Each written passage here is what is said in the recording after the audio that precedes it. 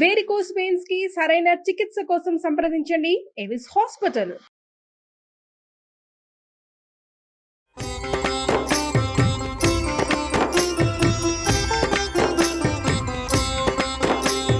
నమస్కారం. విష్ణు పురాణం 25వ భాగంలోకి వచ్చాం. ప్రద్యుమ్నుడు మాయావతి వివాహం జరిగిందని చెప్పుకున్నాం. మాయావతి శంబరాసురుడి దగ్గర నుంచి అతని దగ్గర ఉన్న సమయంలోనే చేప గడుపులో లభించినటువంటి ప్రద్యుమ్నుని పెంచింది. తర్వాత అతన్ని వివాహం చేసుకుందని పురాణం కథలో చెప్పబడిందండి. తర్వాత చెప్తున్న రుక్మిణి యందు కృష్ణ పరమాత్మకి చారుధేష్ణుడు, చారుదేహుడు, వీర్యవంతుడు, సుషేణ్యుడు, చారుగుప్తుడు, భద్రచారుడు, సుచారుడు, మహాచారుడు అని కుమారులు కలిగారు. కడసారి సంతానం ఒక ఆడబిడ్డ కూడా కలిగిందట, చారుమతి అట. మనము కుండిన నగరంలో చారుమతీదేవి అని కథ చెప్పుకుంటూ ఉంటాం.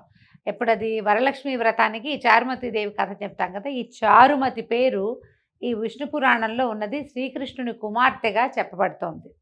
తర్వాత ప్రద్యుమ్నుడు ఈ మాయావతితో వివాహం తర్వాత రుక్మి కూతురిని స్వయంవరంలో పెళ్ళాడేట. ఈ రుక్మి ఎవరు? రుక్మిణీదేవి యొక్క అన్నయ్య, కృష్ణుని యొక్క బావమరిది. ఆయన కూతుర్ని వివాహం చేసుకున్నాడు. వాళ్ళ యొక్క కుమారుడే అనిరుద్ధుడు.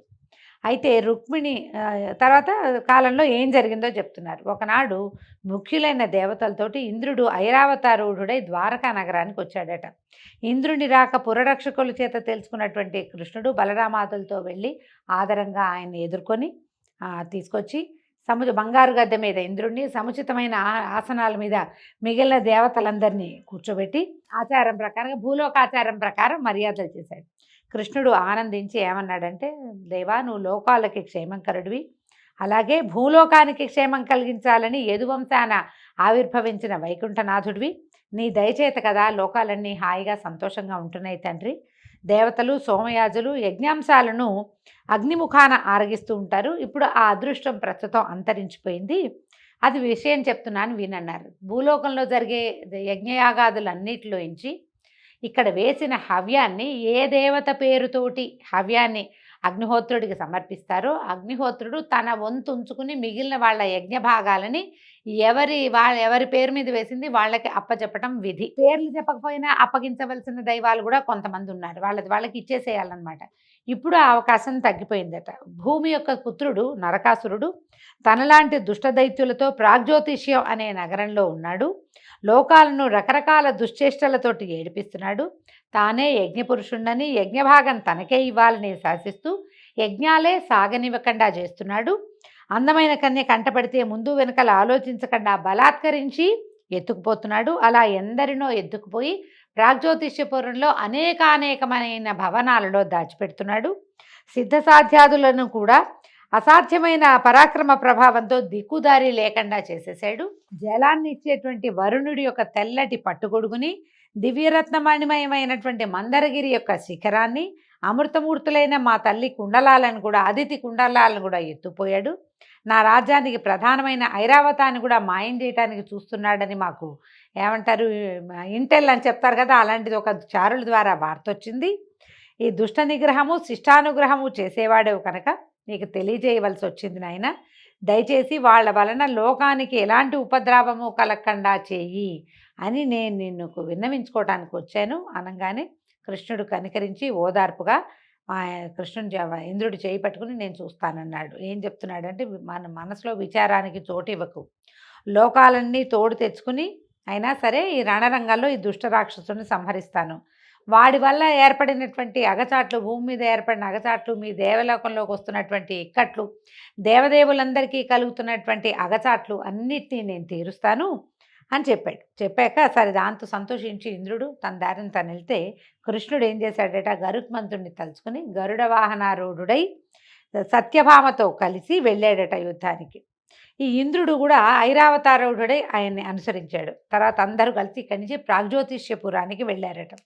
ఇంద్రుడు కృష్ణుడితో చెప్పేసి అక్కడ దాకా వీళ్ళని తీసుకెళ్లి యుద్ధానికి దిగవిడిచి ఇంద్రుడు వెళ్ళిపోయాడు. అప్పుడు కృష్ణుడు నగరవాసులైన రాక్షసులకి భయంకరంగా శంఖం పూరించాడట. శంఖధ్వనికే చాలామంది చచ్చిపోయారట. నరకుడు మురుణ్ణి, హయగ్రీవుణ్ణి తగిన సేన తోడుగా యుద్ధానికి పంపించాడు.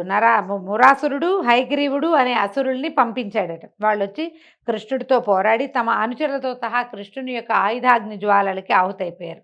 కొన్ని వేల మంది సైనికులతో సహా తన సహచరులు యుద్ధంలో మరణించడం విని నరకుడు కోపించి భీకరమైన చతురంగ బలాలతోటి దారుణాయుధపాణి అయి వచ్చి కృష్ణునిపై ఏకధారగా శస్త్రశస్త్రాలు వర్షించాడు. కృష్ణుడు అవలీలగా తన వింటి ప్రయోగంతో ప్రత్యాయుధాలతోటి చెడగొట్టి చక్రాన్ని ఉపయోగించి నరకుని శిరస్సు తెగవేశాడు. మనం మామూలుగా సాధారణ గాథల్లో చెప్పుకుంటాం. నరకాసురుని సత్యభామాదేవి సంహరించిందని, తల్లి చేతిలో మరణం ఉంది అతనికి. సత్యభామాదేవి భూమి యొక్క అవతారం కాబట్టి ఆమె చేతిలో మరణించాడని ఒక గాథ చెప్పుకుంటామండి. విష్ణు పురాణం అలాంటి ప్రతిపాదన చేయటల్లా, భగవంతుడి వల్లే మరణించాడని చెప్తోంది.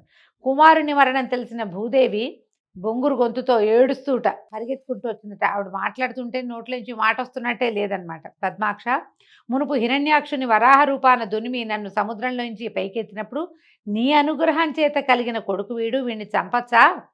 ఏవేవో తప్పులు చేయొచ్చు, వాటిని క్షమించి సన్మార్గాన్ని నడిపించచ్చు కదా, కుమారుణ్ణి చంపావా అని ఆవిడ దుఃఖిస్తే ఈయన అన్నాడట, వసుంధర, నా యందు సద్భావము భక్తి లేనివారు ఆత్మీయులైన కన్న కుమారుడైనా క్షమించేది లేదు.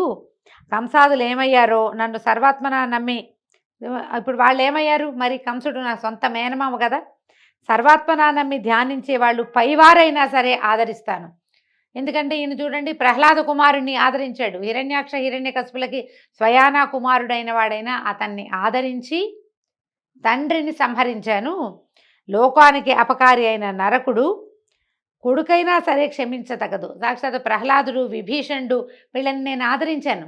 శత్రువు యొక్క కుమారుడు, శత్రువు యొక్క సోదరుడు అయినా కూడా. కానీ సొంతవాడైనా కంసుని క్షమించలేదు, నేను అట్లా చేయను అని చెప్పాడు. దుష్ట శిక్షణ, శిష్ట శిక్షణ, తర్వాత ధర్మ సంస్థాపన కార్య లక్ష్యాలతోటే అవనిపై అవతరించాను, నీకు తెలియదా అంటే, సరే అయితే ఇక ఆవిడ ఊరుకుంది, ఒప్పుకొని అయిందేదో అయ్యింది. నరకుని కొడుక్కి పట్టం కట్టి పరిపాలకుడుగా నియమించమని నమస్కారం చేసి వెళ్ళిపోయిందట దుఃఖపడుతూనే. అలాగే అని కృష్ణుడు నరకుని యొక్క పుత్రుణ్ణి రాజాధికారిని చేసి నరకుడు అపహరించినటువంటి అతిథి కుండలాలని ఆవిడ భూదేవి తెచ్చిచ్చింది. భూమిలో దాచిపెట్టాడు వాడు, అవి ఆవిడే పట్టుకొచ్చి ఇచ్చింది. ఈ కుండలాల్ని స్వర్గానికి పంపించేశారు. అయితే అక్కడి నుంచి ఏం చేశాడు నరకుడు? ఈ నరకుడు నగరంలోకి, ప్రాగ్జ్యోతిష్యపురంలోకి ప్రవేశించాడు కృష్ణుడు. ప్రవేశిస్తే చెరలో ఉన్న 16,000 మంది రాచకన్యల్ని, తర్వాత అమూల్య రత్నాభరణాలను, మేలుజాతి ఏనుగులను, గుర్రాలను నరకుని కింకర్ల చేత తనే ద్వారకకి పంపించాడట. వరుణుని గొడుగు వరుణునికి పంపించేశాడు. తర్వాత మందరగిరి యొక్క, మందర పర్వతం అంటాం కదా, ఏ మందర పర్వతం? ఈ పాలకడలు చిలికినప్పుడు కవ్వంగా ఉపయోగపడింది కదా, దాని మీద రత్నాలు ఉన్నటువంటి శిఖరం ఉండేదట. ఆ శిఖరాన్ని వీడు తెచ్చేసాడు నరకాసురుడు. అందుకని ఆ శిఖరాన్ని మళ్ళీ తీసుకెళ్ళి ఆ గిరికి హత్తించి గిరికి సమర్పించాడట. సమర్పించి సత్యభామతో అమరావతికి వెళ్ళి తన రాక తెలుపుతూ పాంచజన్యాన్ని పూరించాడట. ఈ ధ్వని విని గ్రహించి ఇంద్రుడు ఆనందంగా ఎదురొచ్చి స్వాగతం పలికి లోపలికి తీసుకుపోయి తన బృహస్పతి చేత అర్ఘ్యపాద్యాదులు ఇప్పించాడట. కాసేపు వివిధ విషయాలు మాట్లాడుకున్నాక అతిథి యొక్క కుండలాలని తనే స్వయంగా సమర్పించాలని వచ్చానని చెప్పాడు. చెప్తే సరే ఆమె దగ్గరికి తీసుకెళ్ళి ఆమెకు నమస్కారం చేసి, నరకాసురుడు మరణించాడమ్మా అని చెప్పి ఇదిగో అని ఆభరణాలు ఆవిడకి ఇచ్చేసరి కల్లా ఆవిడ కుమారుడిగా ఉన్నాడు. నేను ఉపేంద్రుడిగా అతిథికి కుమారుడిగా జన్మించాడు. అయినా సరే ఆవిడ పరిపరి విధాలుగా నన్ను ఎందు దయించి నువ్వే స్వయంగా నా దగ్గరికి వచ్చావని ఎన్నో విధాల స్తుతించిందట. అయితే అడిగింది, కల్పవృక్షాన్ని ఆశ్రయించి కట్టుకునే గోచి అడిగినట్టు ఆనాడు నువ్వు నాకు ప్రత్యక్షమైన రోజున ముక్తి కోరకుండా కొడుగ్గా నా కడుపును పుట్టమని కోరాను అనేసరికల్లా అప్పుడు అన్నాడట ఆయన, ఉపేంద్రుడిగా జన్మించాడు ఈయన, ఇంకా వామనుడిగా జన్మించాడు, ఎన్ని రకాలుగానో వీళ్ళకి జన్మించాడు ఆయన. అయితే ఏమన్నాడంటే, కనికరంగా ఒక చూపు చూసి చిరునవ్వుతో అన్నాడు, అమ్మా అలా ఎందుకంటావు, నువ్వు పుణ్యచరిత్రవి, దేవతలకి కన్నతల్లివి, పరమ పతివ్రతగా ప్రసిద్ధురాలైన పుణ్యరాశివి, నీకు మోక్షం పెద్దదా? నీకు మోక్షం పెద్దది కాదు, నీ అంతటి నువ్వే సాధించుకోగలుగుతావు. నా మీద ప్రీతితోటి కదా నన్ను సంతానంగా పొందాలని కోరుకున్నావు. ఎప్పటికీ అతిథి కుమారులలో నేను కూడా ఒకటిగా ఉండటమే నాకు సంతోషం అని చెప్పాడట భగవంతుడు. ఇట్లాంటి అంటే ఎలా అయ్యాడు చూడండి, ఆవిడని ప్రార్థించడం కాకుండా ఆయన కూడా నేను నీకు కుమారుడిగా పుట్టడమే నాకు ధన్యత అని భగవంతుడు ఆమె యొక్క ప్రీతిని, ఆమె మీద ఉన్న ప్రేమని అట్లా మాటల్లో చెప్పాడనమాట. అయితే సతీదేవి సత్యభామని తీసుకొచ్చి ఇలా చూపించిందట. తీసుకొచ్చి ఇదిగో కృష్ణుని యొక్క అష్టభార్యల్లో పరమ ప్రీతికరమైన భార్య ఈవిడేనని చూపిస్తే అప్పుడు ఆవిడ కోడల్ని ఆదరించి, అమ్మాయి నా అనుగ్రహం వల్ల చాలా కాలం ముసల్తనము అందవికారమైన రూపము లేక సౌభాగ్యవతి అయి భోగభాగ్యాలను అనుభవిస్తూ హాయిగా ఉండు అని వరం ఇచ్చిందట. చాలా కాలం వృద్ధాప్యం రాకుండానే ఉందట సత్యభామాదేవి చివరి వరకు కూడా. ఆ తర్వాత తల్లి మాటపై కృష్ణుడి ద్వారక వెళ్ళటానికి అంగీకరించగా కృష్ణుడు బయలుదేరి వెళ్ళాడట. గరుడుపై నందనవనం ప్రాంతం వైపు నుంచి వెళ్తుంటే దివ్య కుసుమ పరిమళంతో తుమ్మెదల ఝంకారంతో మందవాయువు సత్యాకృష్ణులకు స్వాగతం పలికిందట. సత్య ఆనందంగా ఆశ్చర్యంగా ఆ దివ్యవనం దాంట్లో ఉన్న పారిజాత వృక్షాన్ని చూసి ఇలా అన్నదట, ఈ పారిజాతం ఈ నందనవనానికే దివ్యాలంకారంగా ఉంది కదా, తరగని కమ్మని తావితో ఉండే ఈ పారిజాత కుసుమాలు నిత్యము సఖులు తాను కొప్పును ధరిస్తూ ఉన్నటువంటి ఈ ఇంద్రసుందరైన ఈ సచీదేవి ఎంత అదృష్టవంతురాలు, ఇంద్రుని కన్నా మిన్నగా భోగాలు ఇచ్చేవాడివి నువ్వేనని అందరూ చెప్పుకోవటమే కానీ నీ భార్యనైన నాకు ఆ ఇంద్రుని భార్యకి లభించే భోగం లభించట్లేదు. ఇలాంటి దివ్య కుసుమ ధారణ అద్భుతమైన పుష్పాలని తల్లో పెట్టుకునేటువంటి అవకాశం భోగం నాకు లేదు కదా. సరే, ఇప్పుడు నేను నీతో యుద్ధానికి వచ్చాను, నువ్వు నా కోరిక తీర్చు. ఈ పారిజాత వృక్షాన్ని తీసుకుపోయి నా మేడ పెరట్లో నాటితే ప్రతిదినము చెలికత్తెలు ఈ పువ్వులు పెట్టి నా కొప్పులో ముడుస్తుంటే నాకు కలిగే సంతోషము సంతృప్తి మామూలు కాదు కదా. అప్పుడప్పుడు రుక్మిణి జాంబవతి మొదలైన నా సౌతులకు కూడా పళ్ళాలతో ఇన్ని పువ్వులు పంపిస్తూ ఉంటాను. వాళ్ళు అవి తీసుకుని నా ఆధిక్యానికి వాళ్ళు సిగ్గుపడాలి. మరి నా కోరిక తీర్చు. ఇంకా నీకు నా మీద ప్రత్యేకమైన ప్రేమ ఉన్నట్టు నేను నమ్ముతాను నువ్వు ఈ పని చేస్తే అనేసరికల్ ఈయన ఏం చేశాడట, కృష్ణ పరమాత్మ కథ చూడండి ఎలా మారిందో. ఇక్కడ ఆ నందనవనంలోకి ప్రవేశించి సమూలంగా ఆ వృక్షాన్ని ఇట్లా కౌగిట పట్టుకున్నాడట. ఒక చేత్తో బాహుతోటి చుట్టి పట్టుకుని సత్యభామని లేవదీసినంత సులువుగా ఈ దివ్య పారిజాత వృక్షాన్ని లేవదీయబోయాడట. దిగిపోయేసరికల్లా వనపాలకులు పరిగెత్తుకుంటూ వచ్చి, ఈ చెట్టు ఏమయ్యా, ఈ చెట్టు పుష్పాలు దేవరాజు భార్య సతీదేవి ముడుచుకోవాలి కానీ మానవాంగలకి నిమేషులు చేయవలసిన పని కాదు, మీకు రెప్పపాట్లు ఉన్నాయి, అనిమేషులు అలంకరించుకోవాల్సినటువంటి పువ్వులు ఇవి, మానవాంగలకి అవకాశం లేదు. ఈ విషయం తెలిస్తే ఇంద్రుడు అలిగి ఎంత కోపం తెచ్చుకుంటాడో, ఆయనతో స్నేహం కావాలంటే ఈ చెట్టు వైపుకి తల తిప్పి కూడా చూడొద్దు, నువ్వు మీ దారిని మీరు వెళ్ళండి, ప్రయాణమై వెళ్తున్న వాళ్ళు అనగానే కృష్ణుడు నవ్వాడట. నవ్వి ఊరుకున్నాడు ఆయన ఏమల్లా. కానీ సత్యభామ ఒప్పుకోలేదట. చాలించండి మీ మాటలు, ఎక్కడ ఇంద్రుడు, ఎక్కడ శచి, ఎక్కడ పారిజాతం, ఇది సముద్రంలో నుంచి వచ్చింది, క్షీరసాగరంలో నుంచి వచ్చింది కదా పారిజాత వృక్షం, ఇది అన్ని లోకాల వారికి దీని మీద అధికారం ఉంది. కాగా నా భర్త అయినా సామాన్యుడిగా చూసి ఏదో పిచ్చిబాగులు బాగుతున్నారు, మీ ఇంద్రుడికి మీ దేవతలకు ఆరాధ్యుడైన మహానుభావుడు, వీళ్ళంతా ఇప్పుడే ఇక్కడ ఆరాధించడం మీ శచికి తెలియదు, ఇప్పుడు ఇంత ఆరాధించారు. ఒకవేళ ఆవిడ భర్తకి శచీదేవి భర్తకు కనుక భుజబలం ఉన్నట్టయితే నా మొగుడు భర్తని ఎదిరించి ఈ చెట్టుని దక్కించుకోమను, అనవసరమైన గొణుగుడు ఎందుకు అని ఆవిడ సంబంధం లేని శచీదేవి పేరెత్తి యుద్ధానికి పురికొల్పింది సత్యభామాదేవి. స్త్రీలు ఇలాంటి పనులు చేస్తారని చెప్తున్నాడండి. ఒట్టి పుణ్యానికి రెచ్చగొడతారనమాట. వాళ్ళు వద్దన్నారు. ఈయన ఓసారి నేను ఇంద్రుడిని అడుగుతాను, ఇంద్రుడితో మాట్లాడతానంటే సరిపోయేది. కానీ ఇప్పుడు ఒప్పుకోలేదు. మా ఆయన తక్కువ అనుకున్నావా, ఆయన చాలా లోకపాలకుడు, వీళ్ళందరినీ మావాయడే రక్షించాడు, ఆవిడెవరు కావాలంటే ఆవిడని అలా చేయమని, ఈ పువ్వులు కావాలంటేనని రెచ్చగొట్టు వదిలిపెట్టింది. ఈ వనపాలకులు పరిగెత్తుకుంటూ వెళ్ళి సత్యాదేవి ఏమందో శచీదేవికి చెప్పారు. చెప్పగానే ఆవిడ కోపించి భర్తకి చెప్పింది. ఇంద్రుడు కోపించి చతురంగ బలాలతోటి కృష్ణుడి మీద యుద్ధానికి వెళ్ళాడట. యుద్ధం మహోద్ధతంగా జరిగింది. కృష్ణుడు లోకభీకరంగా పాంచజన్యం పూరించి విల్లు సారించి ఏకధాటిగా శరప్రయోగం చేశాడు. దేవబలాలు విజృంభించి దివ్యమంత్ర ప్రయోగంతో శస్త్రశస్త్ర ప్రయోగం చేయగా కృష్ణుడు కూడా తాను ప్రత్యస్త్రాలు ఉపయోగించి సురలను యుద్ధపరాంగుముఖుల్ని చేశాడు. అలాగే గరుత్మంతుడు కూడా ముక్కుతో కాళ్లతో సుర సైనికుల్ని చీల్చి చెండాడాడు.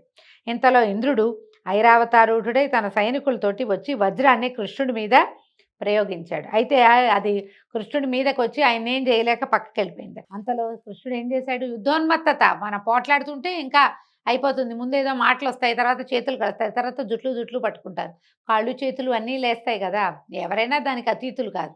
ఎప్పుడైతే ఈ వజ్రం తన మీదకి ప్రయోగించబడిందో కృష్ణుడు చక్రం తీశాడట. లోకమంతా ఆక్రోశించింది. ఆ విషయం తెలిసి శచీదేవి పరుగునొచ్చి శిరసు వంచి చేతులు జోడించి నమస్కారం చేసి పరిపరి విధాలుగా ప్రార్థించిందట. బతిమలాడింది, నాది దేవపతి తప్పులు పట్టించుకోవద్దు, నాకు దయచేసి పతిభిక్ష ప్రసాదించు అని వినయంతో భక్తిభావంతో నమస్కారం చేసింది.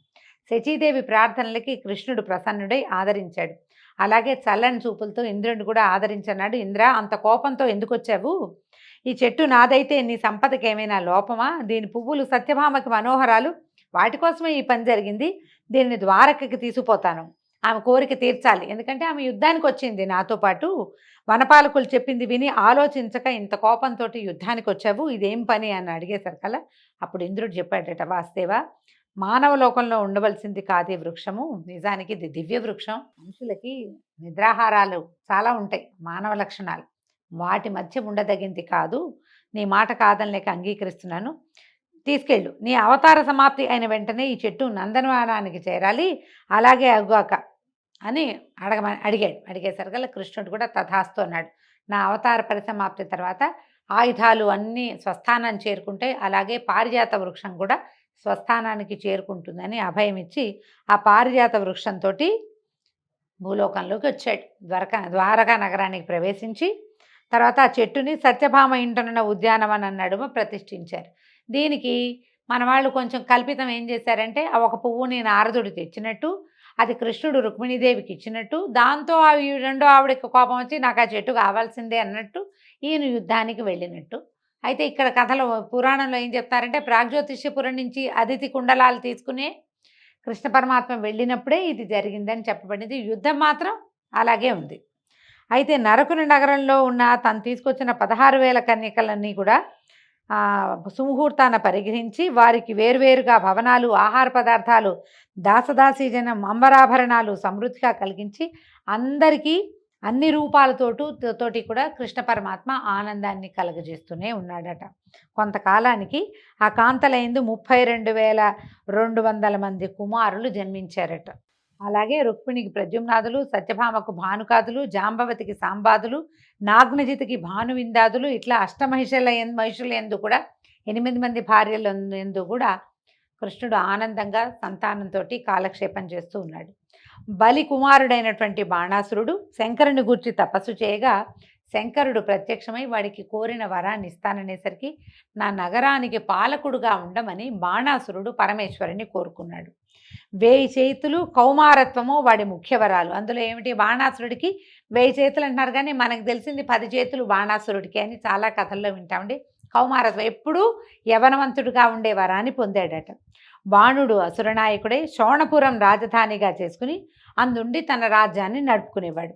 వాడిని ఎవ్వరూ ఎదిరించలేక ఎక్కడెక్కడ ఉన్న రాక్షసులు వచ్చి బహుమతులిచ్చి అతనికి సహచరులుగాను అనుచరులుగాను అయిపోయారు. క్రమంగా పేరు ప్రఖ్యాతి కలిగినటువంటి బాణునికి గర్వముదిరి యుద్ధకాంక్షతో ఇంటి దగ్గర నుంచి బయలుదేరి తన పురరక్షకుడుగా ఉన్నటువంటి శంకరుని వద్దకు వెళ్ళి ఇట్లా అన్నాడట, త్రిపురాంతక 1000 చేతులు అసాధారణమైన భుజబలము ప్రసాదించావు, యుద్ధం చేద్దామంటే ఎవడూ కనపడ్డాయే, చేతుల తీరేమో దుర్భరంగా ఉంది, తీటగా ఉంది చేతుల తీట వీడికి, దయచేసి యుద్ధానికి సిద్ధపడవలసింది అని అనేసరికల్లా ఈ బాణాసురుడి ప్రగల్భ వాక్కులు విని పార్వతీదేవి అందుట, బాణా కొంచెం ఓర్చుకో, నీ మయూరకేతనం కింద పడగా నీ కోరిక తీరే ఘోర రణం సంప్రాప్తం అవుతుంది, పో వెనక్కి అని చెప్పిందట. ఎప్పుడైతే నీ మయూర ధ్వజం, అతని ధ్వజం మయూరమట, అది కింద పడుతుంది ఒకనాడు, అప్పుడు నీకు యుద్ధం ఈ తీట తీరుతుంది, పరమేశ్వరుని యుద్ధానికి ఆహ్వానించద్దు, వెనక్కి వెళ్ళిపోమని ఆవిడ ఆజ్ఞగా చెప్పింది. సరేనని బాణాసురుడు ఏం చేశాడు, లోపలికి నగరంలోకి వెళ్ళిపోయాడు. రోజు ఆ దానికేసి చూస్తుండేవాడట, జెండా కేసి, ఎప్పుడు జెండా పడుతుందా, ఎప్పుడు యుద్ధం చేద్దామా అని. ఇలా ఉండగా మయూర ధ్వజం ఒకనాడు నేల కూలిపోయిందట. చూసి బాణుడు సంతోషించాడు. అలా ఉండగా పార్వతీ సహితుడే పరమేశ్వరుడు సురాసుర కాంతలతోటి ఉద్యానవనంలో విహరిస్తున్నారట. పార్వతీ పరమేశ్వరులు ఇద్దరు ఉన్నారు. బాణాసురుడి శోణపురానికి రక్షకులుగా, నగరపాలకులుగా ఉన్నారు. ఈ బాణుడి కూతురైనటువంటి ఉషాకుమారి నాకు ఇంకా పతి రాలేదు, నాకు భర్త లభించలేదని గౌరీదేవి దగ్గర చెప్పిందట. చెప్తే గౌరీదేవి పార్వతీదేవి చెప్పింది, బాల, వైశాఖ శుద్ధ ద్వాదశి నాటి రాత్రి కలలో నిన్ను కలసి అలరించిన వాడు నీ పతి అవుతాడు అని వరం ఇచ్చేసరికల్లా ఈ అమ్మాయి చాలా ఆనందించింది. కాగా గౌరీదేవి చెప్పిన నాటి రాత్రి అపరమన్మతుడైన యువకుడు ఒకడు నిద్రలో కనపడి ఉషతో శృంగార విలాసాలతో పాల్గొని ఆమెను అలరించి అదృష్టుడైపోయాడట. తెలివి వచ్చిన ఉష తన శరీర పరిస్థితిని చూసుకుంది. అయితే అమ్మాయి తెలుసుకుంది ఇదేంటంటే కలలో జరిగినా కూడా నిజంగా జరిగిన లాంటి భావాలలో ఉన్నదన్నమాట. కాబట్టి ఈ నేటి రాత్రి కలలో కనిపించిన వాడే నా నాథుడు, నా పతి కావాలి, ఇది ఎట్లా, ఈ పని ఎలా కుదురుతుంది అని ఆలోచించి ఈ మహామంత్రిగా ఉన్నటువంటి కుంభాండు అనేవాడికి ఒక కూతురు ఉందట, చిత్రరేఖ. ఆ చిత్రలేఖను పిలిచి, వీళ్ళిద్దరు బాగా స్నేహితులు, ఒకళ్ళకొకళ్ళు పంచప్రాణాలు ఇచ్చుకోగలరు అనమాట. పిలిచి, నాకు నిన్న రాత్రి ఒక కల వచ్చింది, ఎంతో అందంగా ఉన్న ఒక పురుషుడు నాతోటి కలిసి ఉన్నాడు, నాకు అతను కావాలని అడిగింది.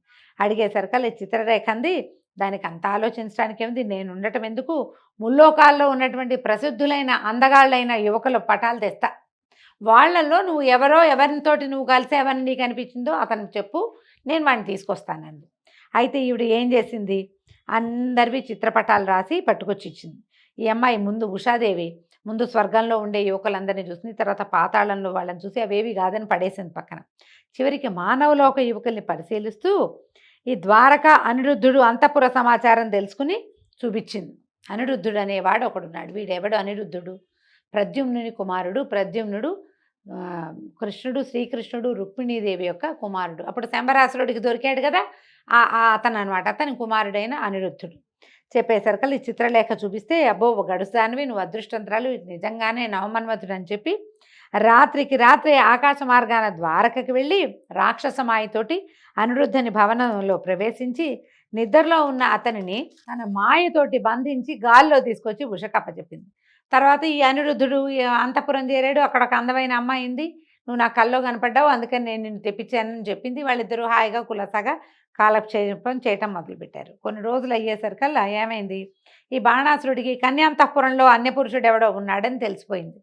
కొంతమంది భటుల్ని పంపించాడు. ముందు అనిరుద్ధుడు ఖడ్గపాణి అయి విజృంభించి బాణుని వీరభటులను యమపురికి పంపించాడు. పంపించేసరికల్లా బాణుడు ఏం చేశాడు, ఆయనే డైరెక్ట్గా యుద్ధానికి వచ్చి సరాసరి యుద్ధం నేరుగా యుద్ధం చేసి నిశితాస్త్ర ప్రయోగాలను వెలయించి నాగపాశ బద్ధుని చేసి కూతురుతో సహా అనిరుద్ధుని చెరసాలలో పడేశాడట. అయితే ఇక్కడేమైంది, ఈ కుర్రాడు ఎక్కడికో వెళ్ళాడు అనుకుంటున్నారు వాళ్ళు. ఎక్కడికి వెళ్ళాడో, మాయమయ్యాడు, ఎక్కడికి వెళ్ళాడో తెలీదు. యువకుడు ఏదో వేటాసక్తికో ఏదైనా కన్యాన్వేషణకో వెళ్ళాడు అనుకున్నారు. ఇక్కడ ఏదో ప్రమాదం జరుగుంటుందని వాళ్ళు ఊహించల. నారదుడు కలహాసనుడు ముందు కథల్లో కూడా చెప్పుకున్నాం మనం. ద్వారకకు వెళ్ళి కృష్ణుడిని దర్శించి పార్వతీదేవి బాణాసురుని కూతురైన ఉషకి ఏం చెప్పిందో, ఆ తర్వాత అనిరుద్ధుడిని బాణుడు ఎట్లా నాగపాశబద్ధుని చేసి చెరలో ఉంచాడు, ఈ మొత్తం మధ్యలో చెప్పుకున్న కథ అంతా తీసుకెళ్ళి అందించాడు. అందించగానే వెంటనే కృష్ణుడు బలభద్ర ప్రద్యుమ్నాదులు రణకోవిదులు వెంటరాగా గరుడవాహండై శోణపురానికి వెళ్ళి లోకభీకరంగా పాంచజన్యాన్ని పూరించాడట. ఆ శంఖధ్వనికి జగమంతా తల్లడిల్లిపోయింది. అంతలో శివుడు పురరక్షణకి ఒక జ్వరశక్తిని కల్పించి పంపించాడట. అయితే ఆ జ్వరశక్తి బయటకు వచ్చి మంత్రించిన భస్మాన్ని బలభద్రుడి మీద జల్లిందట. ఆ భస్మం మీద పడేసరికల్లా బలరాముడికి ఒక వేడి వచ్చేసింది. జ్వరం అంటే టెంపరేచర్ మామూలు జ్వరమే, ఒళ్ళంతా ఉడికెత్తిపోయింది. ఆ జ్వరంతో స్పృహ తప్పిపోయాడట. తప్పేసరికల్లా ఆయన తీరు చూశాడు. చూసి కోపము సంతాపము, మా అన్న మీదకే వస్తావంటే అన్నం మీదకి వస్తే కృష్ణుడి మీదకి వచ్చినట్టే. అయితే ఇంత జ్వరంతో స్పృహ తప్పిపోయిన బలభద్రుడిని లేవదీసి కౌగులించుకున్నట్టు. ఈయనేమిటి పూతన దగ్గర చనుబాలు దాగి ఒక గుక్కెడి పాలతో దాని ప్రాణాలు హరించినవాడు. జ్వరం ఒక లెక్క, ఈ కావుగులించుకునేసరికల్లా ఆయన జ్వరం అంతా వదిలిపోయి ఈయనకి స్పృహ వచ్చేసింది. ఒక సింహనాదం చేశారట. కృష్ణుడి శక్తికి ఆ చుట్టుపక్కల ఉన్న వాళ్ళంతా ఆశ్చర్యపోయారు. అంత జ్వరం, ఒళ్ళు కాలిపోతూ ఒంట్లోంచి పొగొస్తూ స్పృహ తప్పిన వాడిని క్షణాల్లో మామూలుగా చేసేసాడని. అక్కడి నుంచి కృష్ణుడు ఏం చేశాడట, తన ఆత్మశక్తితోటి శీత జ్వరం అతి చల్లదనాన్ని కలిగించాడనమాట. దాన్ని కల్పించి పంపించేసరికల్లా అది నగరంలో ప్రవేశించి, అంతకుముందు శివ జ్వరశక్తి ఉంది కదా, దాన్ని లాక్కొచ్చి కృష్ణుడి ముందు నుంచో పెట్టింది. ఆ జ్వరం కృష్ణుడికి సాగలపడి మొక్కి సాగిలపడిపోయింది నేల మీద. శరణు కాపాడు, ఈ అతి చల్లదనాన్ని భరించలేకపోతున్నాను అని చెప్పి శరణు కోరేసరికల్లా కృష్ణుడు కనికరించి భయపడకని వీళ్ళిద్దరిని లేవదీసేట. 2 జ్వరాలని, ఒకటేమో శివశక్తి జ్వరం అతి వేడి, రెండోది విష్ణుశక్తి జ్వరం అతి చల్లన. హరిభక్తి లేని మూడుల్ని పట్టి పీడిస్తూ ఉండండి అని వాళ్ళిద్దరిని పంపించేసేట. అక్కడి నుంచి వాళ్ళు విష్ణుభక్తి లేని వాళ్ళందరినీ ఆవేశించి పీడిస్తాయి. జ్వరం ఎవరికైనా ఎక్కువ రోజులు ఉందంటే వాడికి విష్ణునామ సంకీర్తన చేస్తే వాడితో జ్వరం తగ్గిపోతుందని మనకి విష్ణు పురాణం తెలియజేస్తుంది. తర్వాత బాణాసురుని ఆజ్ఞను అనుసరించి దైత్య వీరభటులు శస్త్రాస్త్రపాణులై వచ్చి ఎదిరించగా కృష్ణ బలరాములు నిశితాస్త్ర జ్వాలామాలలతో దైత్యసేనని మొత్తం స్వరూపమే లేకుండా చేసేసాయట. అంత శంకరుడు కొడుకులతో ప్రమధులతో వచ్చి కృష్ణుడిని ఎదిరించగా ఇద్దరికి కొన్నాళ్ళు యుద్ధం జరిగిందట. శివుడు కృష్ణుడు కూడా పోరాడుకున్నారు. దారుణమైన పోరాటం జరిగింది. ఒకనాడు శంకరుడు ఏం చేశాడట, బాణాసురుడిని ప్రోత్సహించాడు. నా చేతుల తీట పోయేలాగా యుద్ధం జరగాలన్నావు కదా, ఇగో ఈ కృష్ణుడు వచ్చాడు, అతన్ని ఎదిరించు, నీ తీట బాగా వదులుతుంది అని చెప్పాడనమాట. కోరిక తీరుతుంది, నీ తీట తీరుతుంది అనేసరికల్లా ఈ బాణాసురుడు నగరం నుంచి, ఇంతకాలం ఏమిటి ఆయన నగర రక్షణ చేస్తున్న శివుడే పోరాటాన్ని జరిపాడు. ఇప్పుడు ఇక రాజుగారే రంగంలోకి దిగాడనమాట. ఎంతో సేనాన్ని తీసుకొచ్చి కృష్ణుడిని ఎదిరించాడట. అక్కడి నుంచి ఇంకేముంది, కృష్ణుడి దగ్గర ఉన్న చక్రాయుధంతో బాణాసురుడి చేతులన్నీ తెగ్గొట్టేశాడు. హనుమాచార కీర్తనలో ఒక ఇది కూడా ఉంది, చెండిన బాణుని చేతులతో అని. బాణాసురుడి యొక్క చేతులని 1000 చేతులు తెంపేశాడు, 2 చేతులు మాత్రం మిగిల్చాడు. వాడు స్వహస్తాలు అంటే సహజంగా వాడు పుట్టుకతో వచ్చిన చేతులు తప్ప పరమేశ్వరుడి వల్ల ఆ శక్తి వల్ల అతనికి లభించినటువంటి చేతులన్నిటినీ తెగటార్చేశాడు చక్రంతో.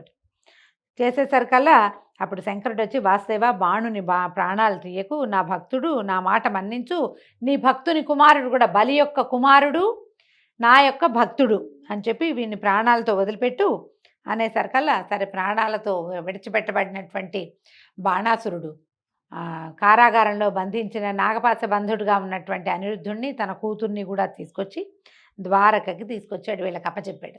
అప్పుడు వీళ్ళకి వివాహం చేసి ద్వారకా నగరానికి తెచ్చుకున్నారు. అంతా సుఖంగా సంతోషంగా ఉన్నారట.